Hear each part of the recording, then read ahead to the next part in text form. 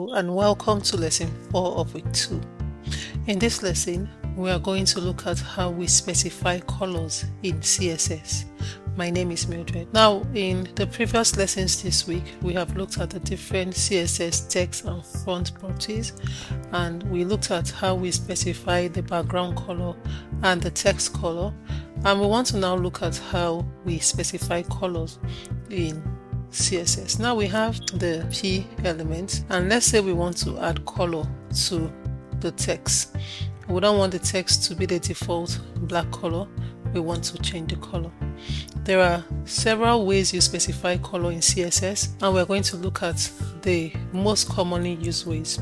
One is by using the color name, and as at this recording, there are about 140 CSS color names that are supported, and your course resource contains a link to the reference to see all the names of the colors that CSS has. So we can specify the name of the color. Let's say we want it to be, let's say, Tistel. I think is one of the colors, and when we refresh our page, we'll see that this p tag has the color applied to it, and the text is now the color that we have specified. So this is one way, using the color name. So refer to the color guide to see the standard color names that CSS supports. We also have using the hexadecimal value, where you have the number sign or the hash sign, and then you have 6 characters, 2 for red, 2 for green, 2 for blue, like this. Now the characters ranges from 00 to FF, where 00 represents black and FF represents white. So when I say I want to put the color red, the first 2 characters are red, so I'll put FF for red, and then I'll turn off green and blue, so I'll put 00 for green, 00 for blue, while this will give us the full red color because that's what we want. If I want to use green, for instance, I'll turn off red, 00, the next 2 is for green, I'll make green the full color, FF, and then I will leave blue as 00, and I'm going to get the full green color. So you do the same thing for blue. So you can mix these colors to have a range of hexadecimal values from 00 to FF, and let's say we want to change this color to be something else, and we'll use B9E0F3. Now this will give us a color close to sky blue or something like that, and then we have a color here that is different. Okay, so that is how we use hexadecimal values for color. So when you turn everything to be all 0, we get black, all F, you get white, like this. So it has to be 6 characters, so it will be all black, and when you make it all F, it will be white, like that. All right, so you don't have to have the hexadecimal values in your head, you just need to have a reference material. The course resource contains a link to a reference of the color names, and the names have the hexadecimal values of the same color.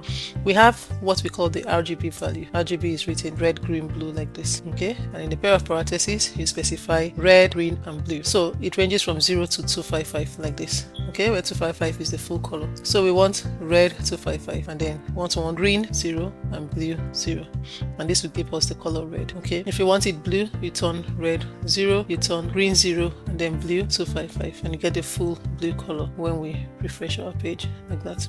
So you see how these colors are mixed, and so you can have ranges of values. Let's say here we want to have like a lighter shade of red, 227. We just want to mix it with a little bit of green and maybe a little bit of blue to make it a little orange like kind of red, but still red. When we refresh our page, we have it red, but you see we try to make it a little light, but not so light like that. But instead of us to mix it like this, we can add an alpha channel, which is RGBA. An alpha channel ranges from 0.0 to 1, where 0.0 means fully transparent and 1.0 means fully opaque. So it ranges from 0.0 to 1.0. all right, the closer you add to 1, the more you get the full color. The closer you add to 0, the more you get the lighter version. Let's say we want 0.5. we'll now get a very light shade of this red. I'm going to turn this to full red 255. I'm going to make this 0, and I'm going to make this 0. Okay, and when I save this and I refresh, I have it light. So you see that whenever we tune this to completely 0, it's going to be fully transparent, which is going to give us a totally white screen, and when we put it to 1.0, it's going to be fully opaque, where we get the full color like this. All right, so whenever we mix these colors, we can get a wide range of values of colors where we change the values or specify different values for them. Now we Want to look at another one called the HSL. HSL is an acronym for hue, saturation, and lightness. We write the HSL like this, HSL, and when we say hue, is the degree on the color wheel. It's from 0 to 360. When we say degree, 360, right? When you have 0 or 360, you are implying red, the full color. When you have 120, green, 240, blue. And so we specify the first value here as the hue. Let's say we want the hue to be 360, which is red. Now the saturation and the lightness is measured in percentage, and the saturation is the intensity of color from 0% to 100%. So when we put 50%, it will just be in between, neither too light or too dark.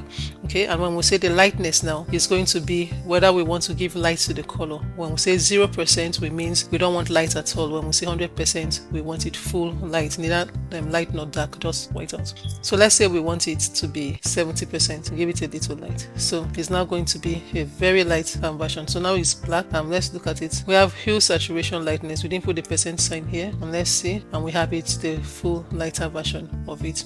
But we can also specify an alpha channel here where we put the opacity of it. So let's say we want the full saturation and we want to give it the full brightness like this. It's going to be pure white when we give it 100%.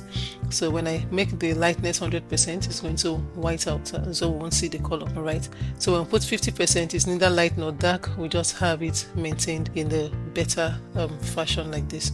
And then we specify the alpha channel, which is from 0.0 to 1.0. And so if we want it 0.5, we get a lighter opacity of it like that. So these are the different ways you can specify colors as you use the different CSS properties that require the color value, color, background color. You can use any of the ways of specifying colors. So this is where we end this lesson. Thank you and see you next week.